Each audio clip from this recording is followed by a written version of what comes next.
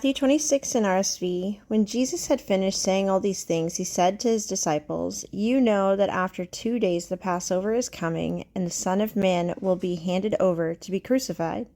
Then the chief priest and the elders of the people gathered in the palace of the high priest, who was called Caiaphas, and they conspired to arrest Jesus by stealth and kill him. But they said, "Not during the festival, or there may be a riot among the people." Now while Jesus was at Bethany in the house of Simon the leper, a woman came to him with an alabaster jar of very costly ointment, and she poured it on his head as he sat at the table.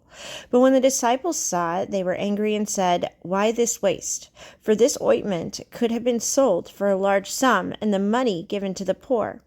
But Jesus, aware of this, said to them, "Why do you trouble this woman? She has performed a good service for me. For you always have the poor with you, but you will not always have me. By pouring this ointment on my body, she has prepared me for burial.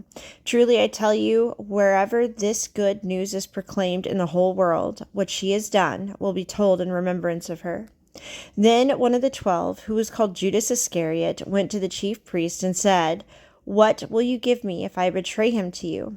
They paid him 30 pieces of silver. And from that moment he began to look for an opportunity to betray him.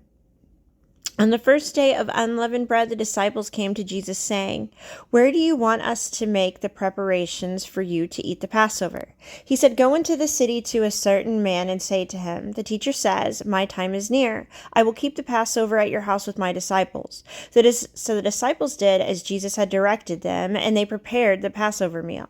When it was evening, he took his place with the 12, and while they were eating, he said, "Truly I tell you, one of you will betray me."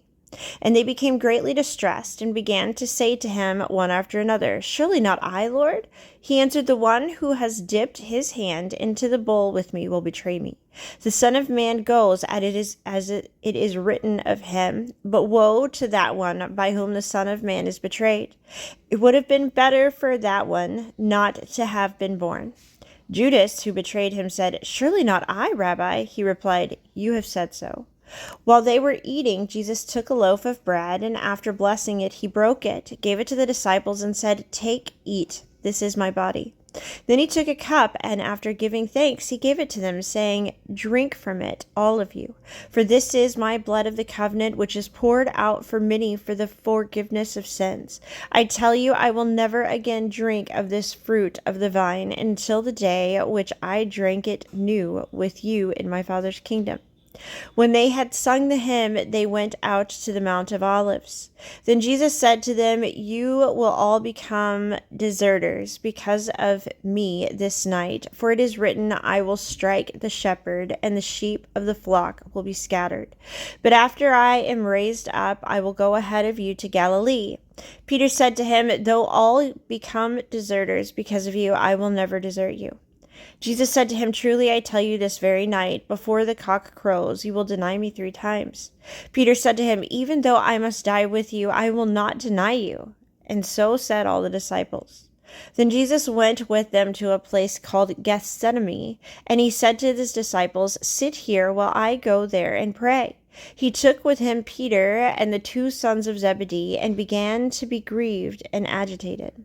Then he said to them, "I am deeply grieved, even to death. Remain here and stay awake with me." And going a little farther, he threw himself on the ground and prayed, "My Father, if it is possible, let this cup pass from me, yet not what I want, but what you want."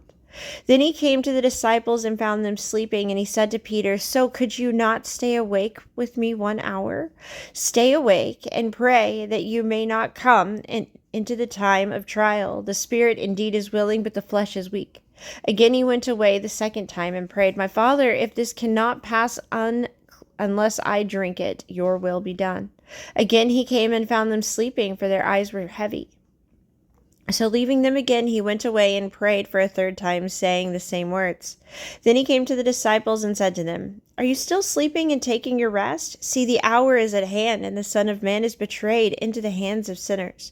Get up, let us be going. See, my betrayer is at hand." While he was still speaking, Judas, one of the 12, arrived. With him was a large crowd with swords and clubs from the chief priests and the elders of the people. Now the betrayer had given them a sign, saying, "The one I will kiss is the man. Arrest him." At once he came up to Jesus and said, "Greetings, Rabbi," and kissed him. Jesus said to him, "Friend, do what you are here to do." Then they came and laid hands on Jesus and arrested him.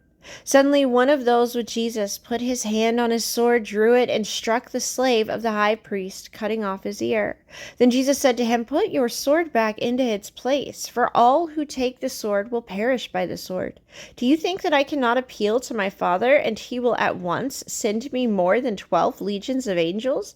But how then would the scriptures be fulfilled, which say it must happen in this way?"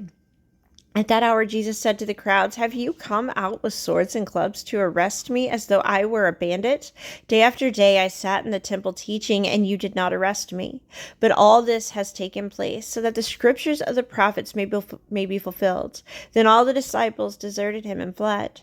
Those who had arrested Jesus took him to Caiaphas the high priest, in whose house the scribes and the elders had gathered. But Peter was following him at a distance as far as the courtyard of the high priest, and going inside, he sat with the guards in order to see how this would end.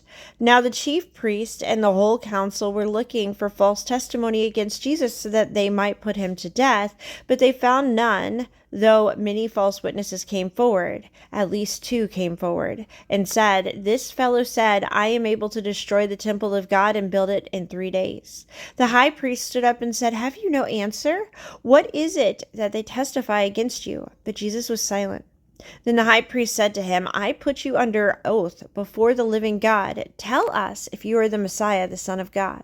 Jesus said to him, "You have said so, but I tell you, from now on you will see the Son of Man seated at the right hand of power and coming on the clouds of heaven." Then the high priest tore his clothes and said, "He has blasphemed.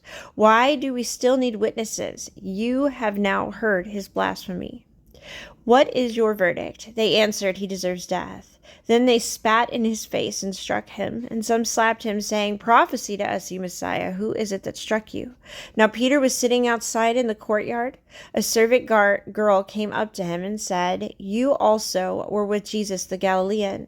But he denied it before all of them, saying, "I do not know what you are talking about." When he went out to the porch, another servant girl saw him and said to the bystanders, "This man was with Jesus of Nazareth."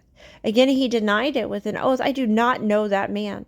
After a little while the bystanders came up and said to Peter, "Certainly you are also one of them, for your accent betrays you." Then he began to curse, and he swore on oath, "I do not know that man." At that moment the cock crowed. Then Peter remembered what Jesus had said, "Before the cock crows you will deny me 3 times."